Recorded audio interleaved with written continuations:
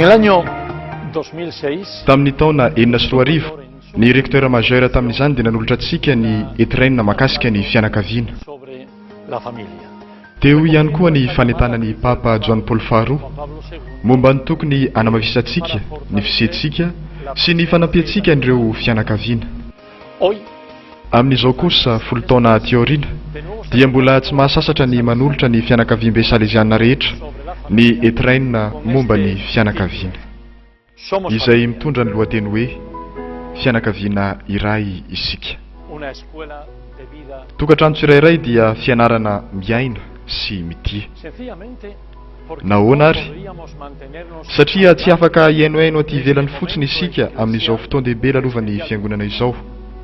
Ny Papa François dia niantso ny anatanterahana ny synode lehibe momba ny fianakaviana tamin'ny taona 424 sy ny taona 524 y en el 2016 ary ny taona 424 kosa nanome antsika ny fanentanana masina fantantaza mitondra ny lohateny hoe Amoris Laetitia, lleva a tomar izay conciencia de una mitondra antsika mba halala sy hatsapa fa isika rehetra izao dia samy miteraka sy nipoitra avy ao anatin'ny fianakaviana con avokoa, las propias realidades y araky ny tantarany avy, en el seno araky ny toe-piainany avy, de la cual hemos ary araky ny fetrany ihany koa. de eso se trata. Noho izany dia teo anivon'ny fianakaviana avokoa isika no nitombo sy nivolavolaina mba ho matotra, Está llamada a ser ka momba izany indrindra no resainy eto de vida dia ny hoe y de amor. inona ny fomba atao mba hahatonga ny fianakaviana ho lasa sekoly ny fiainana sy ny fitiavana, eny fa na dia miaina ao anatin'ny fahasairanana azy. La familia Olona maromaro no mandrafitra ny fianakaviana izay mifampijery sy mifampitsinjo, mifanampy sy mifanohana ary mifankatia, se protegen, que se defienden, mifampiaro sy mifanohan-toan tsy ho lavo, incluso con indraindray izany manoloana ny fahasarotana mianjady. familia que se cuida. Fa raha fitinina dia ny hoe mifanampy. De hecho, hemos crecido protegidos Arak'izany dia isika rehetra izao dia samy lehibe sy noahian'ireo ray aman-drenitsika na ny ray amin'izy ireo arakaraky ny zava-misy. la familia Ka noho ireo rehetra ireo indrindra no tokony ary tsy maintsy hahatonga ny fianakaviana ho lasa sekoly ny fiainana sy fitiavana. de vida y de amor.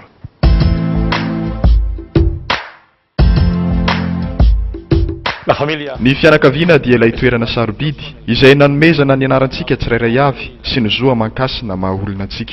Tontolo iray izay hatsapahantsika fa tiana isika ary ny ainantsika izany atao hoe fitiavana izany, izay ny anarantsika ny fifamelana, ny fahaizana misaotra. Ao amin'ny fianakaviana no hany toerana tokana izay iainany zanaka voalohany izany hoe fitiavana amin'ny maha olombelona azy izany. Ny fianakaviana ho an'ny tanora dia ilay zary modeli-piainana ary ho an'ny zokiolona kosa dia fialofana izay andaniany ny fiainany manontolo. Io no andram-piainana lehibe izay maneho an-kariary ny maha olona antsika manontolo, izay samy niainantsika avokoa na tamin'ny fomba ahoana na tamin'ny fomba ahoana. Aza adinoina ihany koa fa io fianakaviana io dia manana ny asany manokana sy mahafinaritra ary tsy manam-paharoa. Asehony amin'ny fomba manokana ilay endrik'Andriamanitra Trinité izay fiombonana. y de hecho Araka izany, rehefa tapa-kevitra ny iompiainana amintsika olombelona Andriamanitra dia nieritreritra ny andefany zanany ho tonga nofo ary nifidy vehivavy anankiray izay ho lasa reny ilay zanak'Andriamanitra. Kanefa hitan'Andriamanitra fa tsy ampy izany ka nifidy fianakaviana iray ihany koa izy mba hikolokolo azy mba hitombo amin'ny fahendrena. Raha fitinina dia afaka milaza isika fa ny fianakaviana no namolavola ny lafiny maha olona n'ilay zanak'Andriamanitra. Ireo rehetra ireo no manam-pirofo fa ny fianakaviana dia manana lanja goavambe ara-tsakramentaly.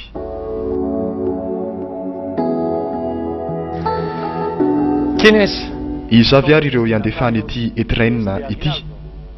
Isika rehetra izao ny fianakaviam-be salesianina, porque ante todo satria voalohany indrindra dia isika mihitsy no miaina izany eo anivon'ny fianakaviam-be salesianina ao anatin'ireo vondrona miisa 130 izay mandrafitra azy. congregaciones, Na fikambanana religiozy izany, na institut séculier, tenemos en na fikambanana tsotra. esta fuerte Ary raha hoe tena manana toetoetra iraisana tokoa isika familia dia ilay andram-pianana lehibe mahafianakaviam-be salesianina antsika sy fiainantsika ny mahafianakaviana iray. en los diversos Ao amin'ireo vondrona maro samihafa izay mandrafitra ny fianakaviam-be salesianina dia hita taratra ao ny hoe toetsay-pianakaviana como un izay manasa antsika sahady mba hitodika amin'ny fianakaviana. mba hiara eo mpiainana amin'izy ireo sy mba hiara iasa ho azy rehetra. Marina fa maro ireo fianakaviana no miaina ao anatin'ny fahasairanana tanteraka ary fantatsika tsara izany. Ka inona ary no andrasana amintsika amin'ny mahafianakaviam-be salesianina antsika? Voalohany indrindra dia ny amolavolantsika ny fahaiza mifandray, ny fahaiza miaino ary ny fahaiza manatona ny hafa, indrindra amin'ireo izay tena miaina ao anatin'ny fahasarotana lalina. Mba ahafahantsika manampy azy ireo hiariny indray, anasitrana ny ratra ao aminy, anangana tontolo-pifandraisana vaovao, ary indrindra anome lanja manokana fa ao anatin'ny fianakaviana tsirairay dia misy toetra mahafinaritra sy mampiavaka azy sy soatoavina tsy manam-paharoa.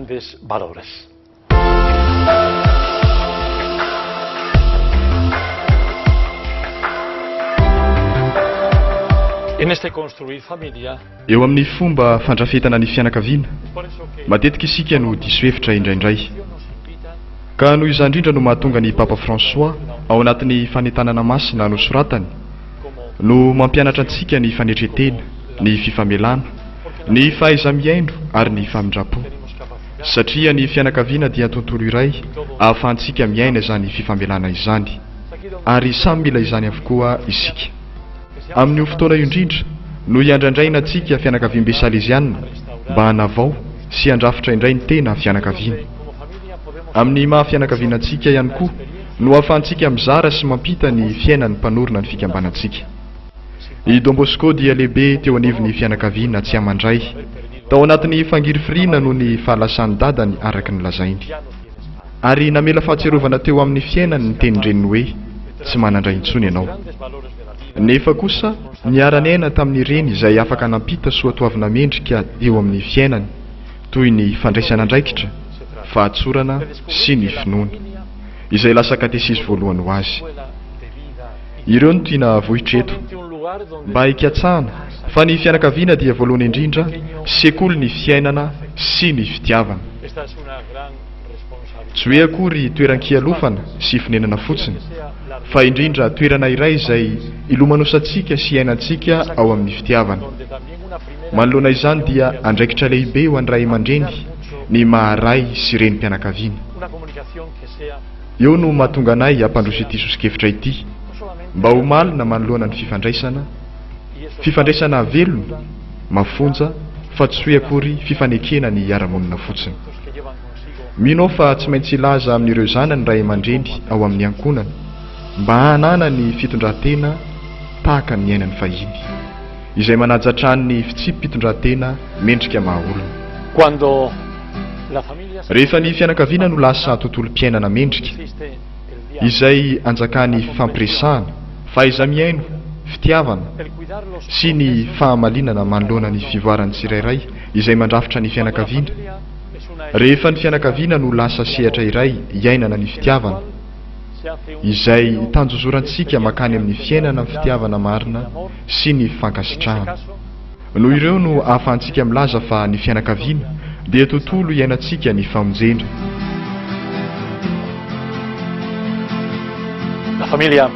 Ny fianakaviana dia sekoly ny fiainana, satria ao anatiny sy miankina amin'ny firindrany no hanovozantsika ireo soatoavina tsy manan-tsahala toy ny fahafahana, fandraisana andraikitra, fizakantena sy firaisan-kina, mikarakara ny tena manokana, nefa ihany koa mikatsaka trano ny soa iombonana, fifaninanana ara-dalàna, nefa koa fahaiza mamela ny hafa, fahaiza mifandray sy miaino ny hafa ary manaja ny fahanginany ihany koa. Raha fitinina dia ny fianakaviana no sekoly ny fiainana sy ny fitiavana, satria ianarantsika fiainana izay manome antsika soatoavina sy fanantenana. Ary ny mahasekoly ny fitiavana azy dia ilay tontolo mahateonina izay mamolavolantsika tsirairay avy, isoroantsika ny loza, ifanitsiantsika, ifanampiantsika, ifampitsaboantsika.